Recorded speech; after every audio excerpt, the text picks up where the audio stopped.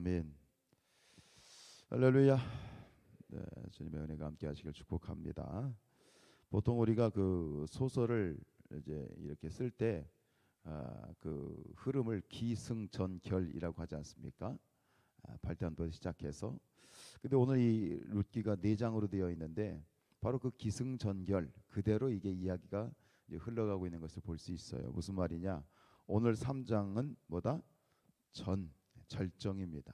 그래서 앞에서 2장에서 이제 이 룻과 보아스가 이제 만나게 되었는데 오늘 3장에서는 이제 드디어 이제 결혼으로 둘의 결혼으로 이제 구체화되어가는 그런 과정을 보여주고 있습니다. 오늘 이제 이 앞에서 말씀드렸던 것처럼 룻기를 이제 읽으면서 이 전체적으로 흐르고 있는 그런 이 이스라엘의 그런 제도 율법을 알아야 되는데 그것이 바로 고엘 제도라고 하는 것입니다. 오늘 이 3장에 보면 계속해서 오늘 13장에 집중적으로 표현되고 있죠. 기업 물을 자 이런 표현이 계속 지금 반복이 되고 있는데요. 바로 이 나오미 시어머니 나오미가 이제 룻에 대하여 내가 이제 좀 안식해야 되지 않겠느냐 하면서 적극적으로 이제 보아스와의 연결. 사실 보아스는 나이가 굉장히 많아요.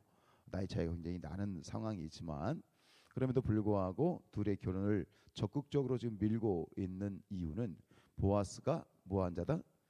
기업 물을 자다라고 자꾸 얘기를 하지 않습니까? 이게 기업 물을 자라는 말이 히브리어로 고엘입니다. 그리고 그 뜻은 구속하다라는 뜻인데 이 고엘 제도가 뭐냐면 이제 그 형제들, 친족들, 뭐 같은 형제뿐만 아니라 이제 사촌, 이 친족이죠. 하나의 가문에 있어서 그 친족 중에 어려움을 당한 자가 있을 때 가장 가까운 친족이 그것을 해결해 주거나 하는 그런 제도예요. 예를 들어서 땅을 이제 어떤 이유에서 땅을 이제 잃어버렸어. 그래서 그 땅을 이제 잃어버린 땅을 도로 찾아주는 거예요. 유력한 자가 혹은 뭐 이렇게 좀 뭐랄까요 그 부당한 피해를 당했어. 부당한 대접을 받아서 그러면 이 친족 중에 한 사람이 이제 복수를 해준다던가 심지어 이 고엘 제도 안에 어떤 의무까지 있냐면 계대 결혼법 아십니까? 형이 이제 형수 이제 결혼해 죽었는데 형수가 애를 못 낳았어. 그러면 동생이 그 형수를 아내로 취해서 대를 이어주는 이게 계대 결혼법인데 그 계대 결혼법의 의무까지도 이행해야 되는 게 바로 그 법을 포함하고 있는 것이 고엘 제도예요. 그래서 이제 친족의 이제 미망인과 결혼을 해서 대를 이어주어야 하는 그런 의무가 바로 이 계대 결혼법인데 이 계대 결혼법을 지금 안에서 나오미가 이제 이런 어떤 일들을 이제 각색을 하게 되어지는 거죠.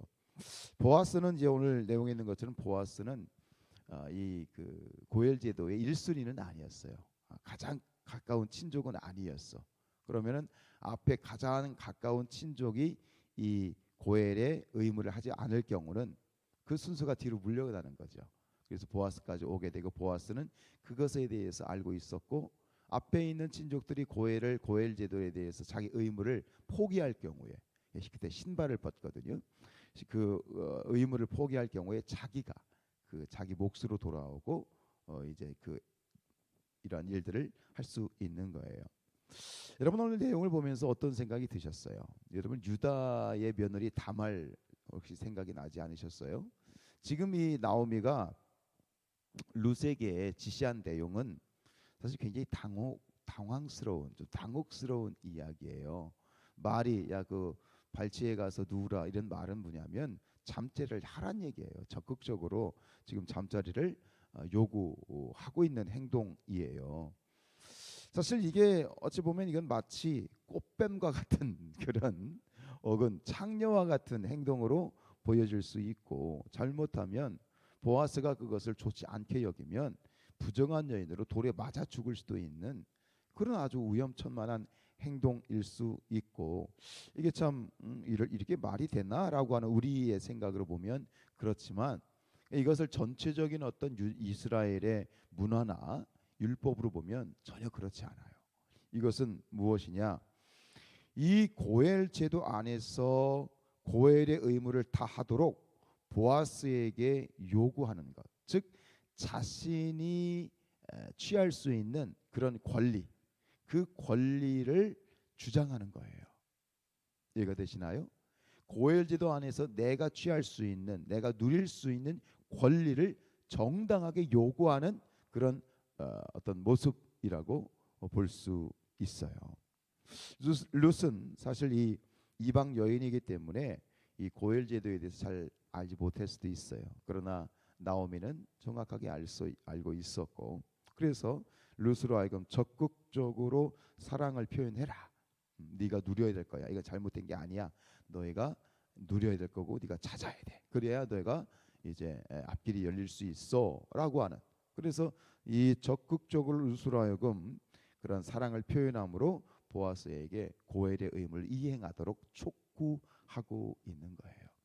이것을 우리가 영적으로 영원한 진리로 우리가 받았을 때 이곳에 흐르고 있는 그런 진리는 뭐냐면 예수님이 바로 모든 인류의 고엘이십니다. 예수님 고엘. 그러니까 고엘이 바로 예수님이에요.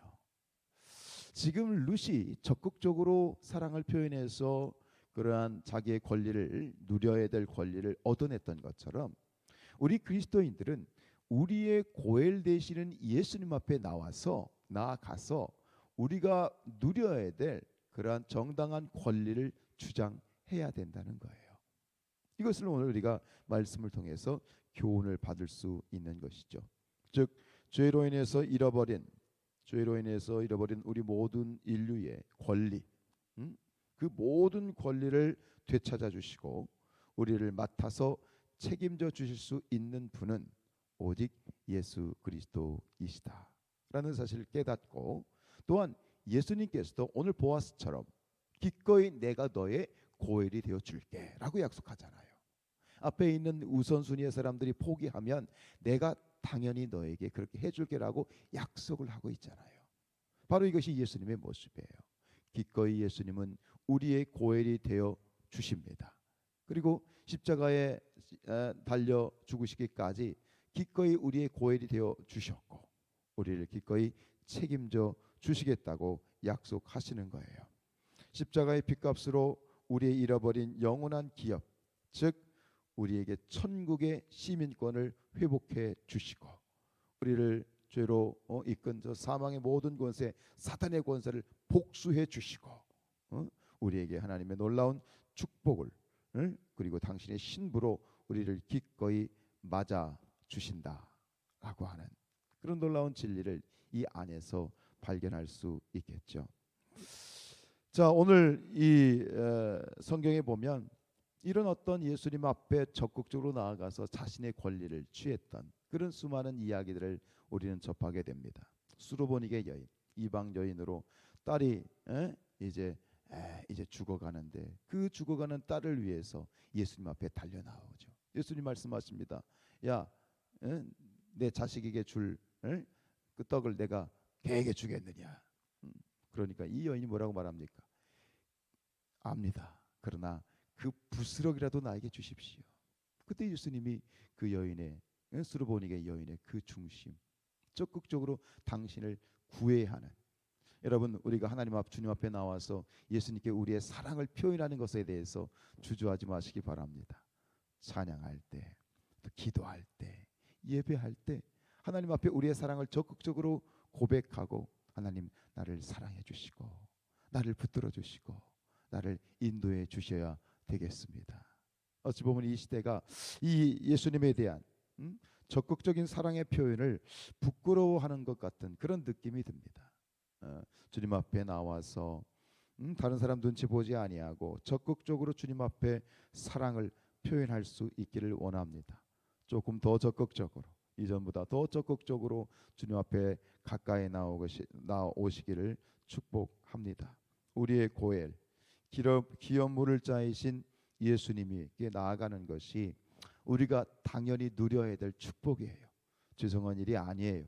예수님은 기꺼이 우리를 축복하시기 위해서 오셨고 우리를 구원자로 오셨으니 우리가 당연히 누려야 되고 취해야 되고 우리의 정당한 권리를 주님 앞에 제시를 할 수 있어야 되겠습니다.